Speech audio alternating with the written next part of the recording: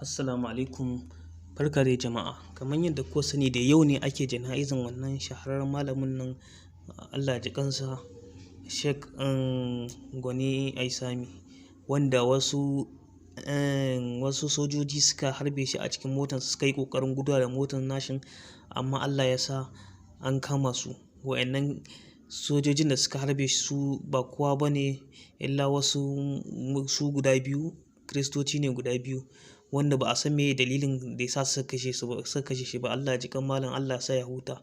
Su kuma Allah ya ƙara tonon asirin su, in har da wani manufa suka yi, ya Allah ka sa su ma ƙarshen su kenan. Kuma duk wani mai manufa akan mai neman ɓata sunan addinin musulunci ko ya ga bayan addinin musulunci, Allah ka tozarta shi. Wannan malamin dai an san shi da gaskiya da riƙon amana, amma mutanen nan daga rage musu hanya haka suka harbe shi. Allah ya ji kan malam, Allah ya ji kan malam, Allah ya sa ya huta. Abu gaskiya bai yi daɗi ba. Kuma su yanzu wannan, kuma matsalar ma da a ce yanzu musulmai ne suka yi aka a fasto, da yanzu matakin da za a ɗauka ƙasa ya fi haka. Amma mu ƴan uwanmu musulmai ko sharing ɗin bidiyon ma a yi, yanzu lokaci a yi posting a kai, a farko kun ɗau mataki ba, ko kun nuna jajircewarku akan abin da ya faru da wannan shahararren malamin ba, to ita gwamnati kuma abin da take so kenan.